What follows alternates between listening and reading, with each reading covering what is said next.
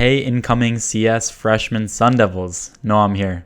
If you're gearing up for freshman year at ASU in the CS, CSE, or EE program, you're going to spend your first year mastering 4 core courses: CSE 205, CSE 120, MAT 266, and MAT 267. And trust me, I know what it takes to get A's in these classes. In this video, I'll walk you through what to expect, share how those classes are structured, and give you tips to hit the ground running and get A's or A pluses in those classes.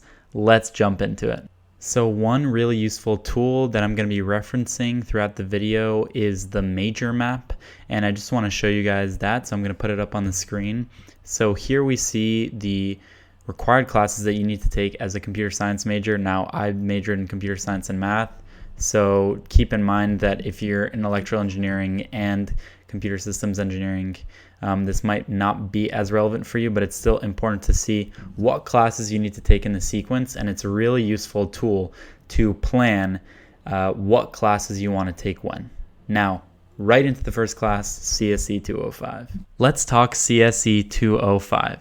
CSE 205 is the Object-Oriented Programming and Data class. This is your class that's going to introduce you to Java and OOP.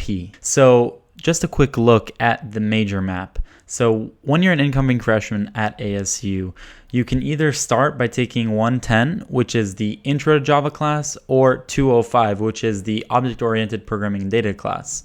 Now, I took AP Computer Science. Anyone who takes AP Computer Science and gets a 3 or above can get out of CSE 110, and that's exactly what I did. And so I started at this class. Now, this class is going to teach you 3 fundamental things: defining classes, interfaces, and inheritance hierarchies. You're going to learn how to use polymorphism and exception handling to write really good, robust code in Java, and maybe use some Java effects, and also implement basic data structures like arrays, stacks, queues, maybe hash maps depending on your teacher, graphs depending on your teacher. And so the structure of this class is 4 midterms, at least when I took it, which was approximately 60% of the grade, with 1 being dropped to test syntax and core concepts.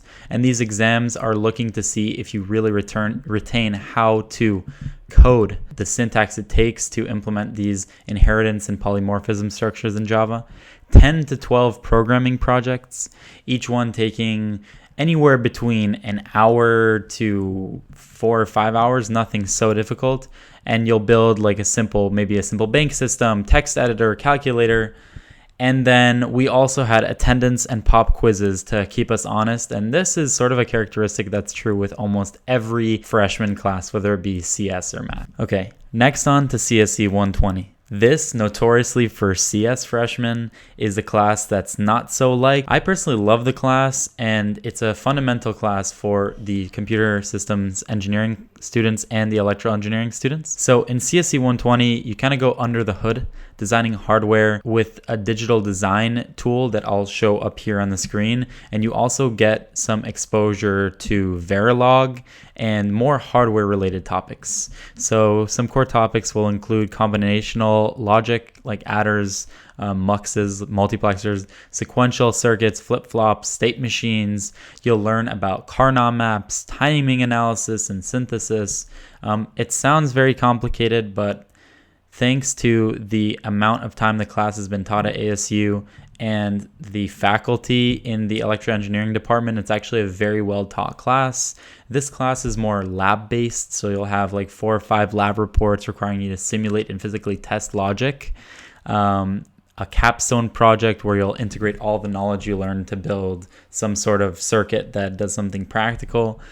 You might have, my class had quizzes, so we had 7 closed book quizzes scattered throughout the semester, and then 1 final exam to test and solidify our understanding of concepts. What really helped me, and I'll give you for almost all of these classes, but specifically CSE 120, is to go to office hours, especially for the labs. A lot of times students run into issues implementing these labs, and ultimately the thing that helps them most is to go into office hours, not use GPT.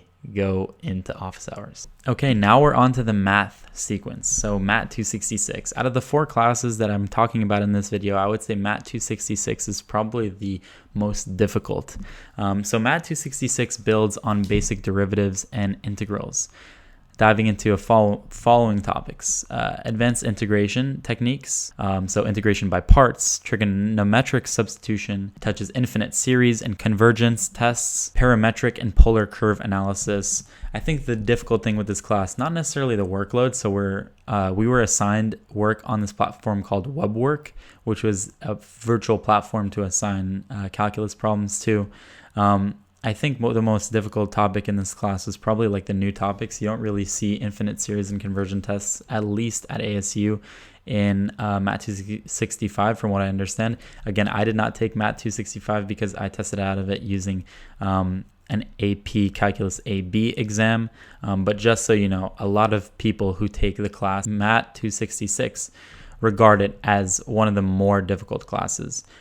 This class has like a classic math structure: 3 midterms, weekly web work, in-class quizzes, comprehensive final exam at the end. So the last class we're going to talk about is Mat 267, Calc 3. So this is the multivariable calculus class where you'll master a few topics. I found this class relatively easy. So in the class, we talk about partial derivatives, gradient vectors, double, triple integrals, and various coordinate systems, which was briefly discussed and covered in Calc 2, Mat 266, vector fields and theorems like Green's and Stokes' theorems.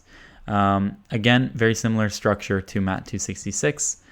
3 midterms, web work, quizzes once in a while, and a comprehensive final. Again, I highly recommend forming study groups, going to office hours, and covering topics over and over again. The more repetition you have in these math classes, the better. So definitely let me know if you have any questions about these 3 classes: CSE 205, CSE 120, Mat 266, or Mat 267. The YouTube comments down below is definitely an opportunity for you to ask any questions or just share your thoughts about the class, to like and subscribe the video. Thanks so much for taking the time to watch this video, and I hope you found it helpful.